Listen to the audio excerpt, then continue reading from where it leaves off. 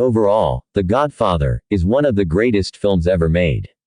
Thanks mainly to the crew for creating a well-structured setting that complements nicely to the characters, the script and most importantly, the direction of Francis Ford Coppola.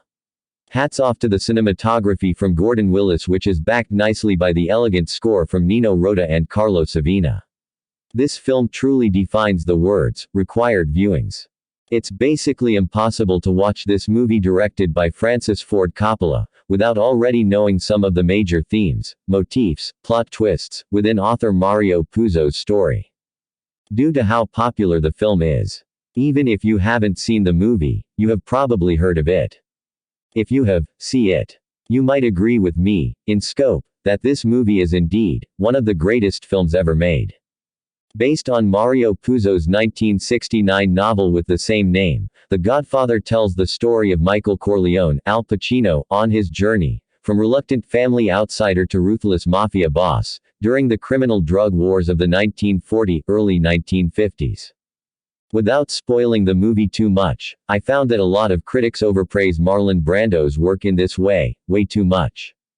Don't get me wrong, Marlon Brando does deserve a lot of credit for making his character, the patriarch Vito Corleone, so iconic.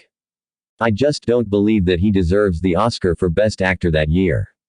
In my opinion, Al Pacino should have been nominated and won. After all, Michael is pretty much the main character, not Vito. Also, Pacino is the one actor that kept the movie going, with his great range of emotion. Brando shows what disappears, toward the middle of the film. If any, Brando deserves to win Best Supporting Actor at the Academy Awards, because Brando's acting is secondary to that of Pacino. It's not personality, it's only business. Besides that, the acting throughout the film was well performed, from all the actors. I just wish there weren't many characters. It was so hard to keep track of each one. Some actors, worth noting for their performance are James Caan as Michael's hot-headed brother, Sonny Corleone, Robert Duvall as Irish lawyer, Tom Hagen, Diane Keaton as Michael's girlfriend, Kay Adams, and last, John Cazale as Michael's weaker brother, Fredo Corleone. As much as I despise certain gangster films, there was something likable with these characters.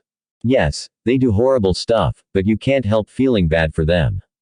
Indeed, keep your friends close, your enemies closer. Not only did the film have gifted actors, but it was very well shot. I love how the film used doors, as a way to symbolize the difference between family life, and the family life. A great example of this was the last few minutes of the film in which Kay finds out the true nature of Michael. It's a crucial theme of the film. The five families are essentially living the American dream with specific ideals that America at the time greatly treasured. One could easily see this as a deconstruction or even an attack on the idea of the American dream. So it was no surprise that the families met inside a Federal Reserve Bank. Talk about smart. I also like how the movie has this stark, bleak look to it. All the colors in the film looks so muted, as if to say, this gangster film was indeed shot in early 1940s Technicolor. I like how clever the filmmaker was when using bright colors. Most of the only bright color used in the film was orange. It was used mostly as an item, like a fruit symbol. It represents sin and greed. It's as if it was the forbidden fruit in the Bible. It was also used as a sexual way to show impending judgment. Everybody that got near it ended up dying in the film. The movie has tons of other symbolism. It's also shrouded in darkness and mystery. The movie even has a few film noir-inspired scenes, where shadow becomes a big factor to show how shady the underworld can be. Vito's daughter's wedding scene shows the best of this. The movie has a lot of violence as well. Scenes like the real horse's severed head were pretty gruesome. Still, compared to modern-day gangster movies, the sex, drugs and violence is pretty tame. For the most part, the movie kept to a somewhat classy mode with its subject matter. I do like the editing. The whole baptized sequence was amazing to watch. The pacing for the film is a mixed bag for me. There were some parts of the film that I kind of found boring or out of place, such as the Sicily, Las Vegas and Hollywood scenes. It felt like I was watching two different films, due to how unfamiliar each of those scenes were, when compared to the New York setting. I was just glad they were very short.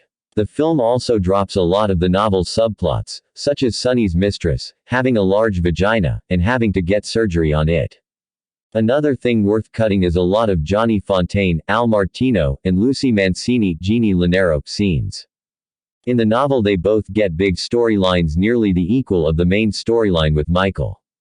I'm glad they cut it out, because it was too jarring. Though one major one, they cut out in this film, Don Vito's youth and rise to power came back, as part of the sequel, 1974's The Godfather, Part 2. Happy that they found a way to add that back in. Leave the Fontaine BS. Take the cannoli, instead. The film score by Nino Rota was great. You really think of the word, Mafia, when you hear that tune. While the film doesn't deliberately speak that word, it did expose what was then a mostly hidden underworld of mafia organizations. Overall, while some big-time criminals and even some stars, like Frank Sinatra were against it, and boycotted the film, but they couldn't stop the movie from being made.